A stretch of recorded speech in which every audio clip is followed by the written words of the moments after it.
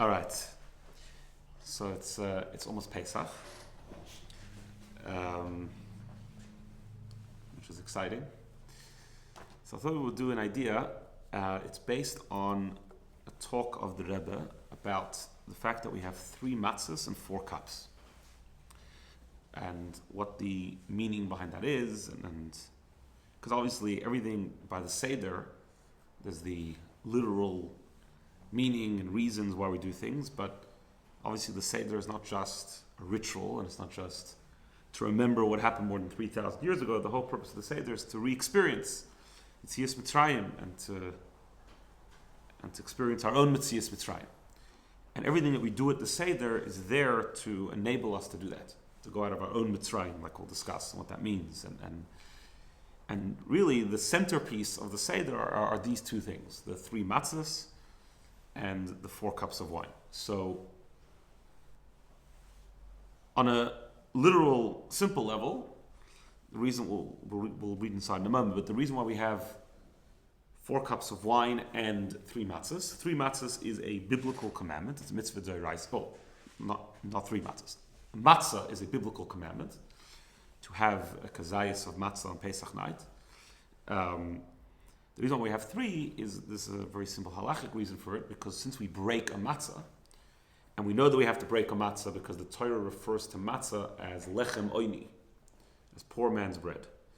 We know that a poor man doesn't have a full loaf, so the idea that we break it. The problem is it's also Yom Tif, and on Yom Tif we have to have what's called lechem mishnah, 2 complete loaves of bread, or in this case matzah. So because we break one of the matzahs, we have to actually have 3 matzahs, and that way we have 2 full ones and 1 broken one. Now, that's the simple halachic explanation why we have 3 matzahs. Why do we have 4 cups of wine? So this is a rabbinic mitzvah. It's not a biblical mitzvah to have 4 cups of wine on Pesach night. It's a rabbinic mitzvah. And what's the reason for it? So if you have a look inside over here where it says Aleph, this is, what I'm reading now is actually not the original text of the talk. It's a book by Rabbi Yoel Khan, who was he passed away a few years ago. He was the sort of the chief, it was called the Choizer. He was the one who would stand by the Rebbe's Farbrengens on Shabbos and memorize the entire thing. So a lot of what we have from the Rebbe today is from his memory. Many of the talks were then edited by the Rebbe, but nevertheless he was the one who transcribed them, and he was also considered the authority of Hasidic thought in our generation. He was an absolute genius, and he had that tremendous mind. Anyways, this is a book written on Yom Tovim where he sort of puts together, sometimes it's a combination of a few talks. So he says like this, Yerushalmi Psachim Nebar. In the Gemara Yerushalmi, Talmud Yerushalmi, Mesechtes Psachim, it says, Arba HaKoise Shalel HaSeder, Niskanu Keneged Arba L'Shoyne Shal Geula. It's a famous idea. That the 4 cups on the Seder night is instituted corresponding to the 4 expressions of redemption. Shenemru B'tchilas Parshas Va'era, which is said at the beginning of Parshas Va'era. So, beginning of Parshas Va'era, Hashem tells Moshe Rabbeinu to go to Parai, and Hashem tells him what's going to happen. And he uses 4 expressions of Geula. It says V'hitzesi, V'hitzalti, V'ga'alti, V'lokachti, which means I will take out, I will save, I will redeem, and I will take. Hashem is saying, I, meaning Hashem, will take you out, will save them, will redeem them, and take them as his nation. So that's the simple reason that everyone knows that we have 4 cups of wine. HaMordechai Makshal Zeh. There's a commentary on the Gemara that's called the Mordechai. Not to be confused with Mordechai Tzaddik of Purim. Those are 2 different people. The Mordechai is one of the Rishonim, one of the early commentaries on the Gemara. And he asks the following question. He says, Aregam Achilas HaMatzes Yashum Shenigalu. Why do we eat matzah on Pesach night? What's the reason for matzah? Not 3. Why do we eat matzah in general? So we say it in Haggadah, right? One of the things we say is Rabbi Gamliel says that you have to explain the reasons of the 3 mitzvahs, Pesach, Matzah, and Maror. And what do we say? Matzah al Shumma. Why do we eat matzah al Shum Shenigalu Aviseinu in Mitzrayim? That when we were redeemed, Hashem revealed himself, and we didn't have enough time for the bread to rise. So in other words, matzah is one of the things that is zecher, is a remembrance to the geula. Right? So on the Seder night, just to give understanding what he's saying here, on the Seder night we do different things to remember different things. So we do things to remember the slavery. For example, the mor, of course, the charoises, just to remember the cement. And then we do things to remember the redemption, like 4 cups of wine, which is the idea of the basic idea of the 4 cups of wine is to express freedom, right? And to correspond to the 4 expressions of redemption. Matzah is also has to do with the redemption. Matzah has to do with the fact that we left in such a rush that we didn't have enough time for the bread to rise. There is this idea that the Ibn Ezra says, it's based on what we say in the first paragraph of Magid. We say, Hey lach ma'anya, or we say this is the bread of affliction that our forefathers ate in Egypt. And Ibn Ezra says, why does it say in Egypt? Should have said we ate when we left Egypt. So the Ibn Ezra says that he saw in Africa that they served to their prisoners, they served to their slaves matzah, because apparently it takes a while to digest and it fills them up for longer. So it's an economical way of feeding slaves. So he says that in Mitzrayim, they actually used to serve the Yidden matzah while they were working. That's his novel. Right. Besides that, we also but that was also part of the redemption. Right. That was the Seder in Egypt. That was all to prepare for the Geula. But for the most part, we know the reason why we eat matzah is because, you're right, it is a little complicated, because they ate matzah in Egypt, and they ate matzah the next day, or when they left Egypt, right? Because they never have time to rise. But the bottom line is that matzah has to do with the redemption. If that's the case, in Cain, the Mordechai asks, if so, liboi arba lechamim, we should need 4 breads. We should need 4 matzahs, corresponding to the 4 expressions of redemption. Why do we do only 3? So in other words, the halachic explanation I gave you before is only an explanation why we don't only have 2. No, like every Shabbos and Yom Tov, we have 2. So why do we have 3? The reason is because we break 1. But the Mordechai is asking, fine, I understand why 2 is not enough, but we should have 4, corresponding to the 4 expressions of redemption. Maybe a Mordechai tam acher l'shtias arba kosos. I'll say the Mordechai actually goes and brings different reasons why we drink 4 cups of wine, because this reason is not good enough for it. Because if just for this reason, we should have 4 matzahs. But we still have to explain this reason, because the Gemara brings the reason. Right? So obviously it's a legitimate reason. There's other reasons brought, like it says 4 times the word kois, during the whole story of Yosef and the butler, right? When the person in prison had a dream.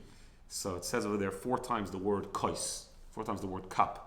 And since the whole story of Yosef is how the Jewish people landed in Egypt to begin with, just to remember that, we actually have 4 cups. There's many different reasons given. But this is the reason that corresponds to that the Gemara tells us.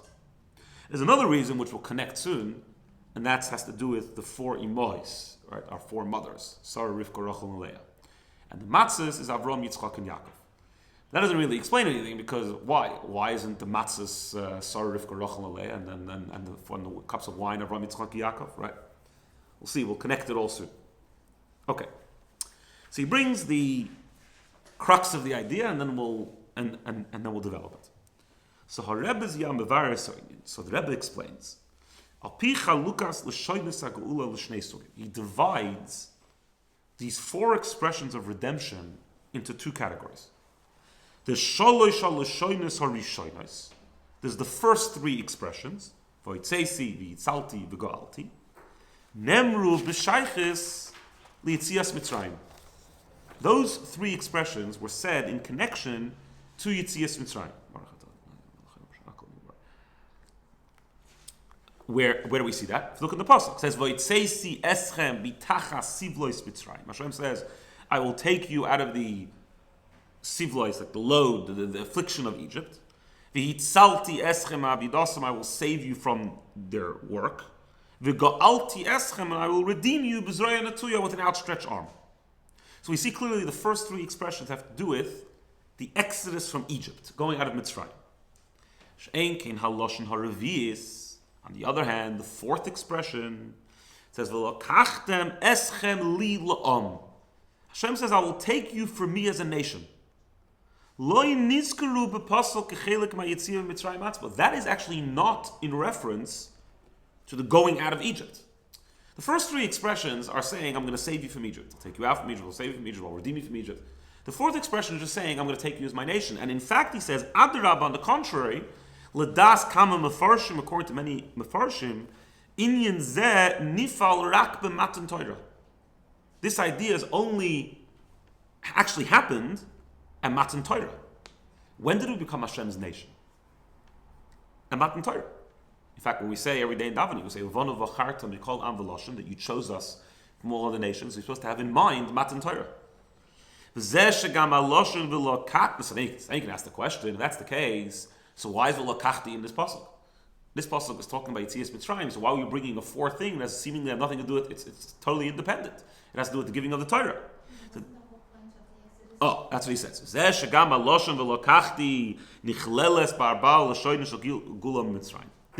expression of v'lokachti is included in the four expressions of redemption from Mitzrayim. Because by Matan Torah,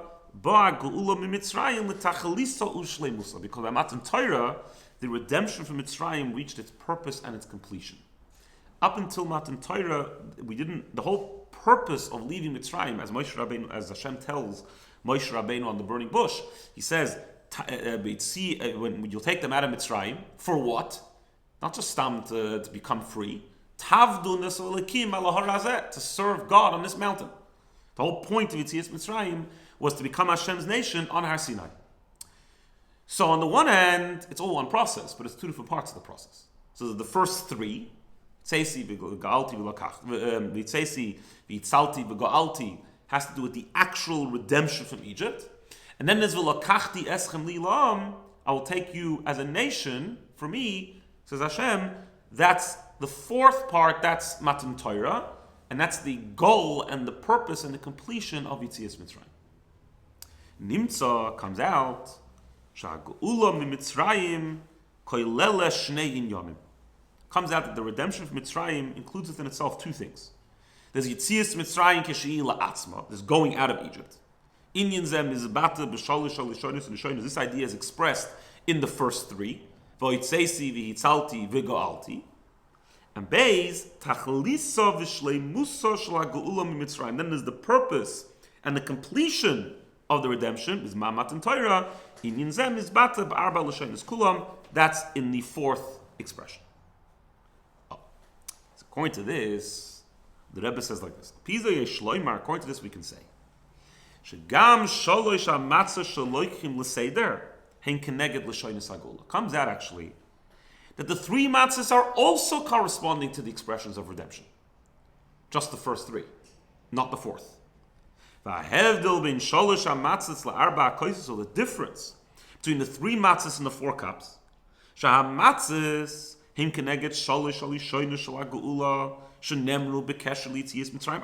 matzahs correspond to the first three that are in connection to the actual exodus from Mitzrayim. But the four cups,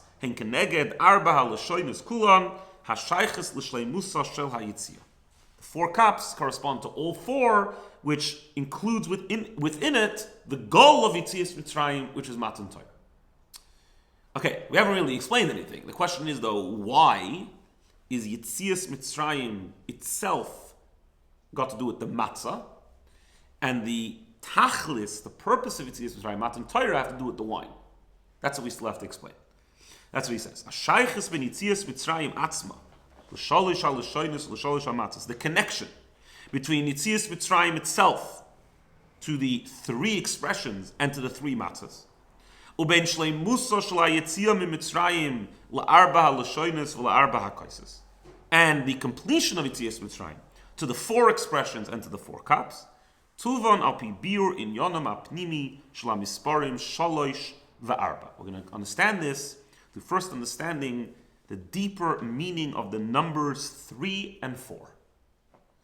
Once he explains the idea of 3 and 4, we'll understand everything. We'll understand the connection between the first 3 to Yetzias Mitzrayim itself, the fourth one to Matan Torah. We'll understand why it's matzah and why it's wine, why the matzah is the 3 and the wine is the 4.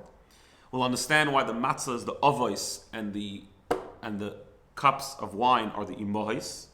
We'll also understand, actually, we'll explain this at the end, why matzah is do'iraisa, why matzah is biblical, and why the 4 cups of wine are rabbinic. So all of that is going to come together when we understand the essence of it all, and that is the 3 and the 4. It's the 3 and the 4, and then we also have to understand what is actually the difference between Yetzias Mitzrayim and Matan Torah. What actually changed? It's one process. Essentially, it's understanding this whole next part of the year, right? Because it's Pesach, Sfiras HaOmer, and Shavuos. And those are not just 3 random things that happen to come together. Pesach, Sfiras HaOmer, and Shavuos is all one journey. It's really all the journey to Matan Torah. But in order to get there, you have to have a Pesach, and you have to have a Sfiras HaOmer, which the culmination of the 2 things is Shavuos. So first, let's understand the 3 and the 4. He's going to say like this: Hamispar Shalosh, the number 3, Roimez L'Mashpia, hints, symbols the Mashpia, the giver. V'Hamispar Arba, the number 4, Roimez L'Mekabel Hashefa. The number 4 resembles and expresses the receiver of whatever is being given. We're going to bring an example in a moment. So there's the giver and there's the receiver. There's the Mashpia and there's the Mekabel. Why? Why is that? So Kamaimr Chazal, Sha'oisi is Gimel Dalid. The letters themselves, the names of the letters have a meaning. Everything in Lashon Kodesh is not just random. The fact that you call A, and B doesn't actually have any meaning. But Aleph and Beis and Gimel, the names themselves have meaning. So the word Gimel and Dalid, Roimzois, the Gemara says, Ligmoil Dalim. Gimel sounds like Gemoil. Dalid sounds like Dalim. What does that mean? Gemoil Dalim means kindness to the poor or giving to the poor. So Ois Gimel misameles es hashefa hanimshach meha mashpia. The Gimel is the Gemoil, is the giver. Right? The giver, the sustenance or whatever you're giving from the mashpia. Va'ois Dalid misameles es kabolas hashefa bekliya mekabel. The letter Dalid represents receiving whatever has been given, and what he calls over here the klei ha-mekabel, literally means the vessels of the receiver. Meaning, we'll bring in a moment an examples, we'll understand this more, but every receiver has with what to receive whatever is being given. That's why there's 3 patriarchs and 4 matriarchs. Correct. Exactly. Yeah. Because we know that in Kabbalah it explains that the masculine energy is the giver, the feminine energy is the receiver, shpia or mekabel. That's why there's 3 avos and 4 imois. Right? Now, we'll see in a moment, it's not just because the letters mean that. It has to do with the number also. Like, why 3 and 4, right? We understand Gimel Dalet, but why the number? So he says, Hashefa kvishu nimshach mea mashpia ela mekabel. That process of the mashpia giving to the mekabel, yesh bei shalosh bechinos. There's 3 levels. There's 3 stages in that process. Kasheru niklat bepoil bekliya mekabel. And when it is actually, niklat means when it's like permeated, when it's grabbed, when it's received, when it's actually received in the mekabel, bitoisav by Indian Ravi. Now we have a 4th thing, which is the kliya mekabel, which is the vessel of the mekabel, which is the receptacle of the mekabel. So there's 3 stages in the mashpia giving, and then there's the 4th stage, which is the mekabel being mekabelet. So let's have a look at the examples so we actually understand what we're talking about. Lavara Sa'inian, to explain this concept, Nishtamish bedugma meirav hamashpia seichel letalmid she'eino be'erkaka. This is a typical example in Chassidus, the example of Rav and Talmud. The reason why it's an example, now, it's not just a Rav and a Talmud, right? This is very important to understand. When we say a Rav and Talmud in Chassidus as an example, it's usually brought to explain the concept of tzimtzum, as it is here. And the idea is that the Rav and the Talmud the Rav's not just smarter than the Talmud. The Rav and the Talmud live in 2 different worlds totally. For example, it says like the Rav is spiritual and the Talmud is physical. So the Rav is trying to give seichel, in this case, intellect, an idea. But the idea, the way it's in the Rav, is not... He speaks a totally different language than the Talmud. Not just like he speaks different. He lives in a different realm.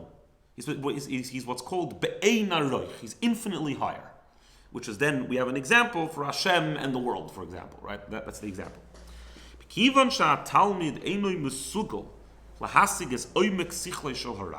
the Talmud is not really possible. He's not really able to grasp the depth of the intellect of the Rav. Lochein kedei sheharav yuchol lashpia mesichle l'talmid. In order for the Rav to give from his intellect to the student, behechrech sheharav yitzamtzim mesichle v'yas imoy. So the Rav has to go through a process called tzimtzum. He has to take that intellectual idea, whatever he's trying to explain to him, and put it through this process of tzimtzum so it should be able to be received by the Mekabel. So Seder ha'ashpa atzma yesh shloisha shlovim. So there are 3 stages in this tzimtzum. Tchilas, Aleph, the first stage. Tchilasei shel ha'ta'alich bekach. The beginning of the process is sheharav moitze es hagdoras v'nekudas harayon ha'metzumtzum sheberitzoynoi lahavir l'talmidoi umavdilo mesichlei ha'amuk. The first thing that the Rav has to do is all happening within the Rav. He has to first of all figure out what he wants to give to the Talmud. He knows he can't give everything. He has an idea, but the way the idea is in the Rav includes depth that he can't even give to the Talmud at all. So first thing he has to do is he has to separate what do I want to give. A much lower part of his intellect that he wants to transmit to the Talmud. But nekudazu, in this nekuda, in this idea, nichlolim behelim kol protei ha'inyin hakshurim l'ramas ha'talmid shebedas harav alam damois, is included, albeit in a concealed way, all the details that he wants to give to the Talmud. At this stage, there aren't details. He's just separating the nekuda, the idea, the crux of the idea that he wants to transmit. Beis, the second stage is achakach bo hashlav bo yorav marchiv umifateach b'moichois arayin l'choprotav. Then the Rav, in the brain of the Rav, has to develop all the details, how he's going to explain it, what he's going to explain, right? All the various details of the idea in order to give it to the Talmud. Shnei shlovim eila, these 2 stages, hima'achana lahashpas haseichel l'talmid, is the preparation of giving the seichel to the Talmud. Then comes Gimel, achakach bo hashlav shel gufa hashpa atzma. Then comes the stage of the actual giving, halimud bepoil shel harav im hatalmid. We're not talking about how it's been received by the Talmud. We're talking about now the Rav is actually giving it. V'gam shlav zeh kosher l'tzimtzum haseichel. This is a further stage in the tzimtzum. Kasher harav oimer es hashir befiv l'talmid, when the Rav actually says it with his mouth, verbally, to the Talmud, behechrech sas seichel oiver oid tzimtzum. The seichel is now going through another tzimtzum. Etzem ha'uvda sha'seichel ba mislabish b'milim, the fact that the idea is now coming into words, moisifa by tzimtzum noisef, is another tzimtzum. Uka'amur kol zois wa'dayin ha'seichel kvishu mitzad harav. So there's 3 levels in the tzimtzum. Number 1, he has to separate the idea that he wants to give. Then he has to develop the idea, how he's going to give it, and then he actually gives it. The actually giving it is another shlav, is another stage of the tzimtzum, because we have to put something into actual words, it has to be brought down a notch as well. So that's the first 3. So the first 3 are all in the process of hashpa, of giving. And then Daled, then comes the 4th stage, achrei kol zois, habechina harevis, haseichel, kvishu iskabel b'kli sichlei shel hatalmid. Then there's the intellect, the way it has actually been received by the Talmud. He toisif ba shetach ha-mekabel. So what's been added here now is literally, it means like the plane, the area of the mekabel. Meaning, now there's something else here. Ha-askola k'fi shemitzuyeres b'sichle shel hatalmid atzmai. Now is the way the student understands it. The way the student understands it is not necessarily actually the same exact way that the Rav gave it to him. Even when the Rav puts it into words, it's the Rav putting it into words. It's still the Rav. The Talmud then listens and absorbs it according to their way of understanding things. So it's actually a further tzimtzum. It's now gone into a totally different world when the Mekabel has been Mekabel the Seichel. So what he's trying to bring out over here is that in the process of giving, there are 3 stages. And then then the 4th stage is the actual receiving. And that's the Gimel and the Dalet, the Gemoil Dalim, the giving to the poor. Poor over here in this context doesn't mean a negative sense. It means the one who's missing something, so they have to receive. Right? And the giver has it and gives it to the receiver. And that's the 3 and the 4. So al derech zeh, so similarly, b'nei geya l'shtei ha'bechinois should be Yitzias Mitzrayim. We have these two levels of Yitzias Mitzrayim. Ha-ge'ula kvi she'oisa b'tezvav b'Nisan. There's the redemption that happened on the 15th day of Nisan. And then v'hashleimu shelo kvi she'nigra b'matan Torah, and the completion that happened in Matan Torah. Ha-ge'ula mi-Mitzrayim b'tezvav b'Nisan. Hoysa kol kula mipnei shenigla aleya melech malchi amlochim HaKadosh Baruch Hu u'ga'olam. So this is a very fundamental idea. Now, I'll say this part outside. The Geula from Mitzrayim had nothing to do with the avodah of the Jewish people. This is a fundamental idea to do with Pesach. This is the difference between Pesach and Elul. So when we get to Elul, we'll talk about Elul. Now we'll focus on Pesach. Pesach is what we call milamayla lamata. It's from above to below. Meaning, the Jewish people actually were not worthy at all for Yitzias Mitzrayim. As it brings over here, it says, Vat orim ve'eria. It says we were literally undressed. We were undressed from mitzvahs. We had nothing to show for ourselves. Zero. Right? We know that the Jewish people sunk to the 49th level of impurity. Right? So there was nothing of them that equaled you now go out of Mitzrayim. Not only physically, but especially spiritually. And we talk about going out of Mitzrayim, we obviously don't really mean the geographical place called Egypt. We mean the idea of, as we'll explain in a moment, of going out of our limitations, of going out of our human limitations and connecting to an infinite God. And there was nothing of us that was leading toward that direction.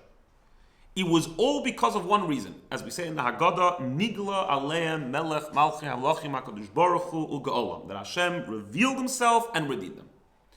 It was purely a revelation coming from somewhere else, from outside of us, that was pulling us toward it. We were just swept up in this godly revelation, in this unbelievable Gilui Milamayla, this unbelievable revelation from above. So we didn't have a intermediate yet, hey? No, we did, but we'll get to that in a moment. I'll explain how it fits into the Shama and yeah. Then comes Matan Torah. Matan Torah. So the first stage, the Exodus from Egypt, the first three, Vaytseisi, V'Yitzalti, V'Ga'alti, is all the mashpia. There's no mekabel yet. Right? It's just that, now, there's a makabel in the sense that we went out of Mitzrayim, but it was all happening in the world of on the terms of the mashpia. It had nothing, we didn't receive anything. When I say receive, we didn't change. We were not affected, we call in Hasidic terminology, bipnimius, in an internal way. Nothing about us changed. We were just transfixed and transformed and transported through this revelation coming from above. And that's why Tesvav Nisan, the 15th of Nisan, the Exodus of Egypt, is hinted in the first three. V'Yitzesi, V'Yitzalti, V'Ga'alti. Because it's all the mashpia. It's all the giver. It's all Hashem. The goal is Matan Torah. Matan Torah is when it was given to us, Pnimius, when we changed. When we actually, something happened to us. And how did that happen?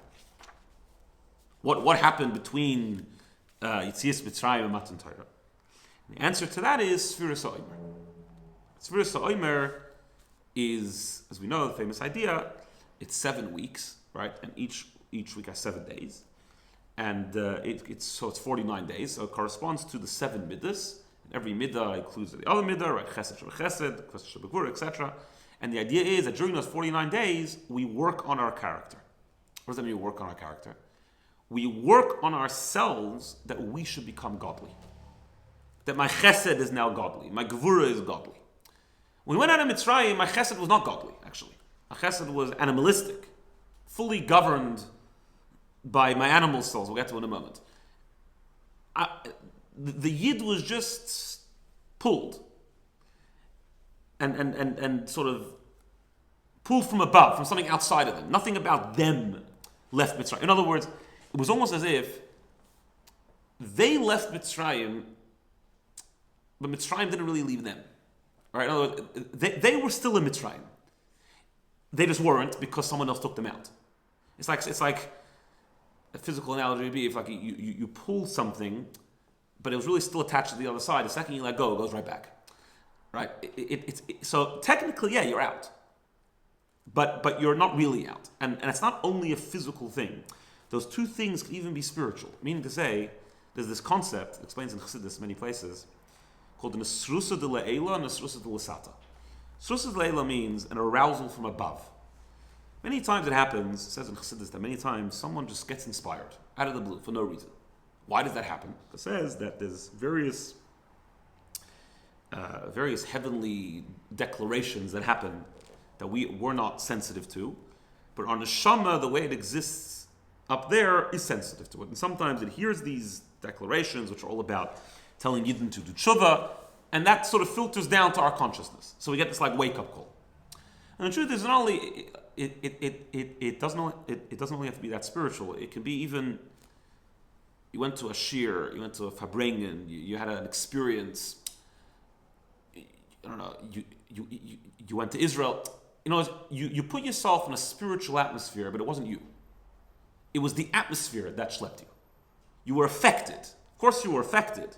You might have left Egypt, but Egypt's still in you. You're still not changed, because the only way to change you. This is really the point there. The only way to really change you is if you do the change. Nothing outside of you can do that change. If it's coming from outside of you, it will remain outside of you. In order for you to really change, in order for you to really leave Mitzrayim, it needs to come from within you. What does that mean? Let's sort of say this in a different way.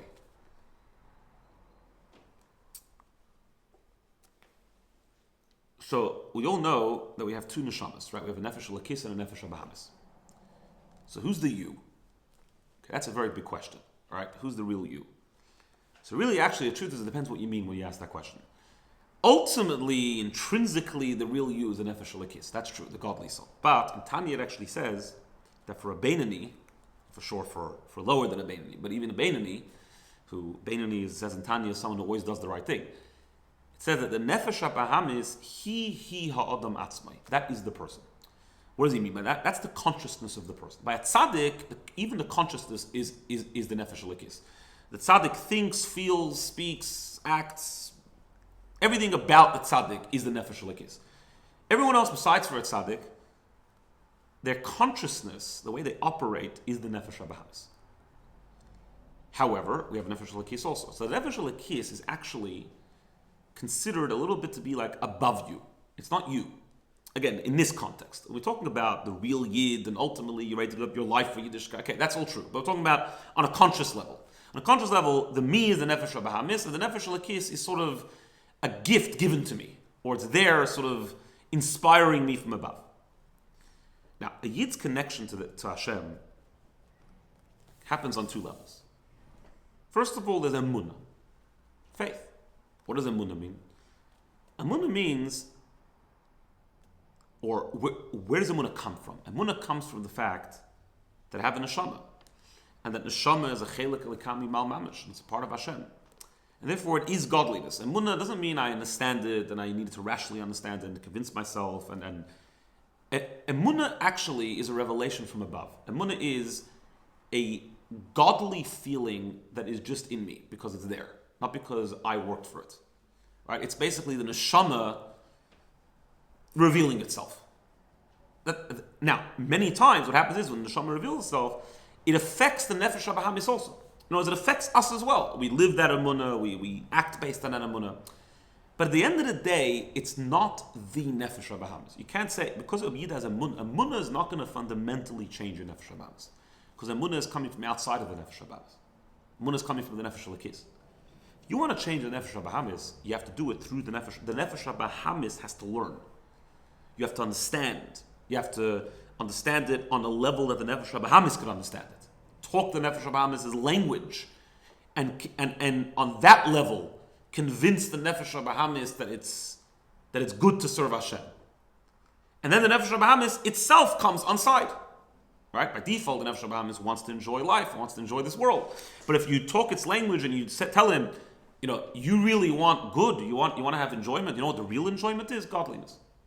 So you're not talking nefesh lakis language now. Nefesh lakis language is subservience and There's nothing else besides for Hashem. Here you're talking Nefesh HaBahamis language. It's good to be connected to Hashem. It's enjoyable. It's the real life. It's real meaning, right? The advantage of that is that's coming from the Nefesh HaBahamis. So that changes the Nefesh HaBahamis. It's actually changed.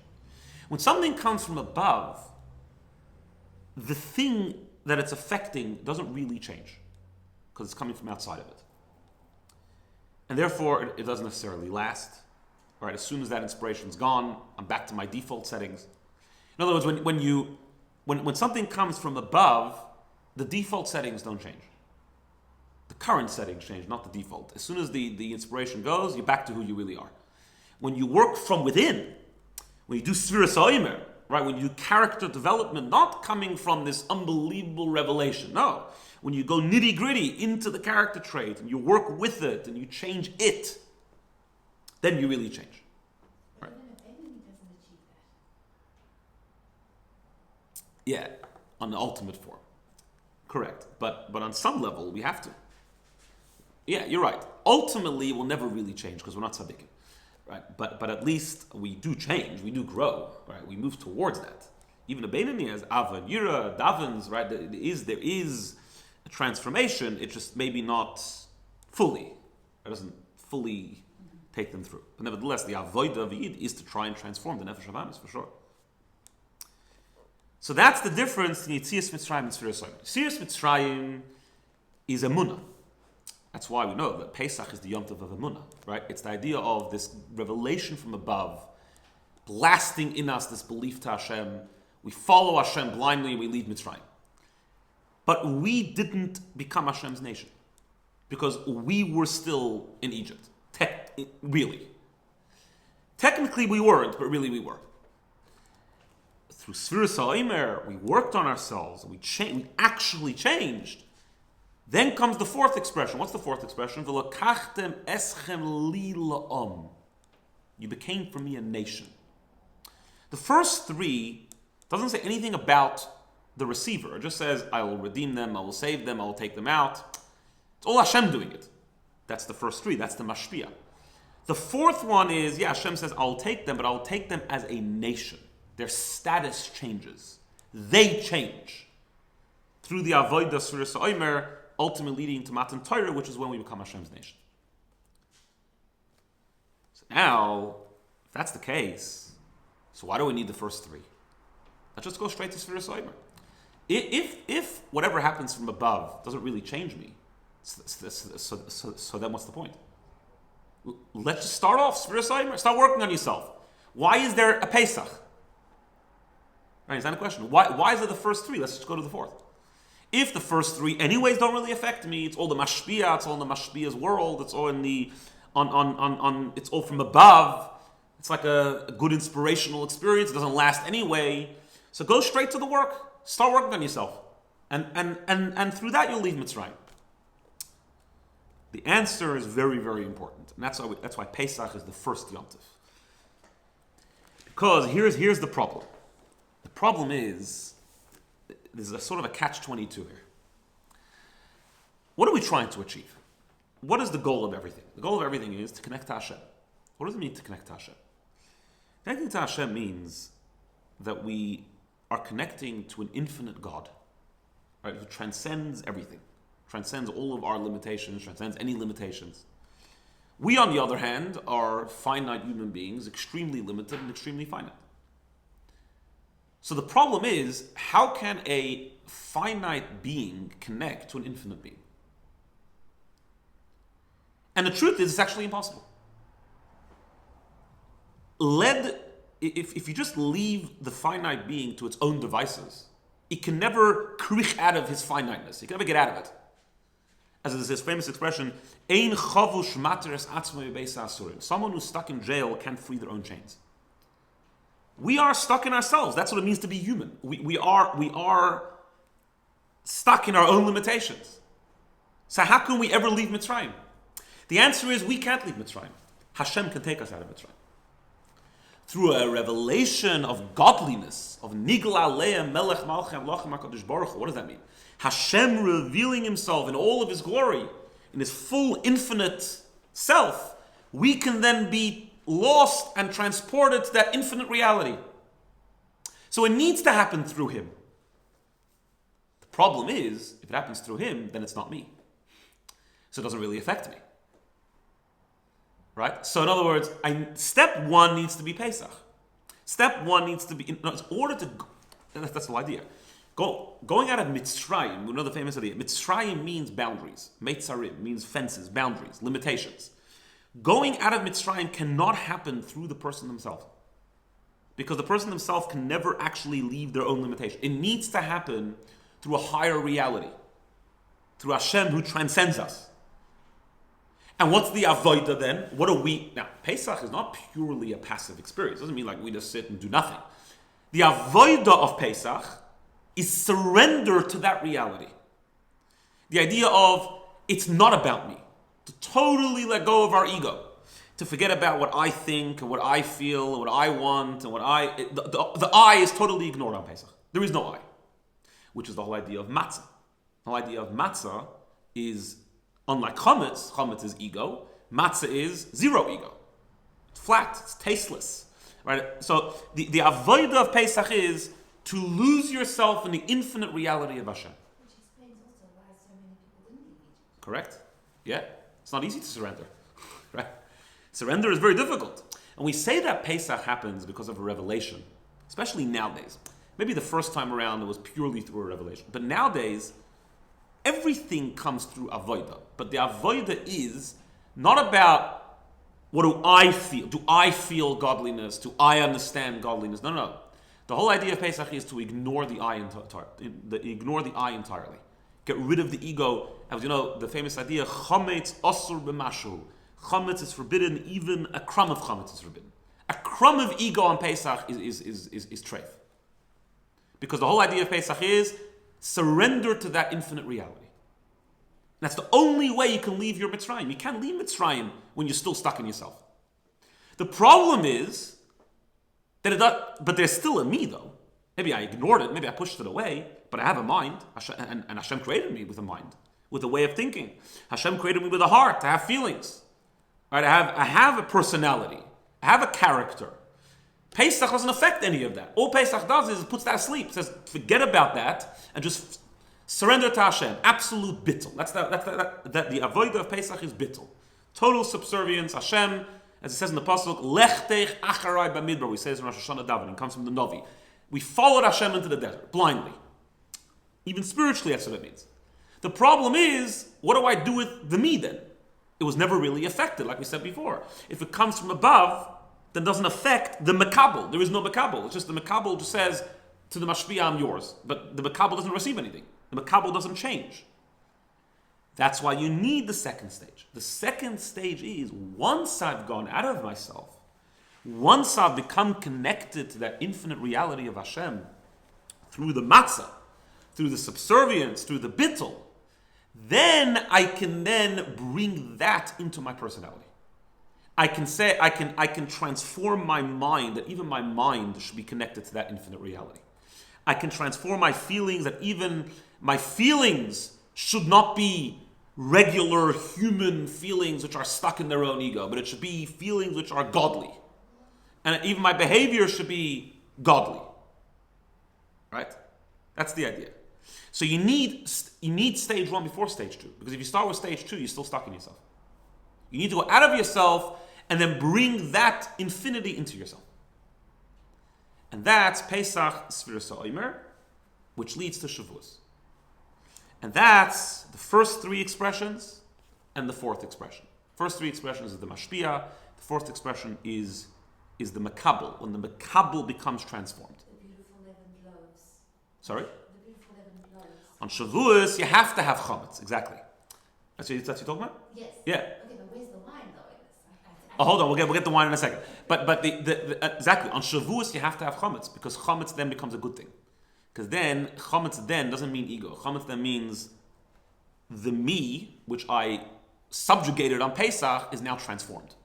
Is now on side with the Nefesh Elikis. My Nefesh Bahamis is transformed.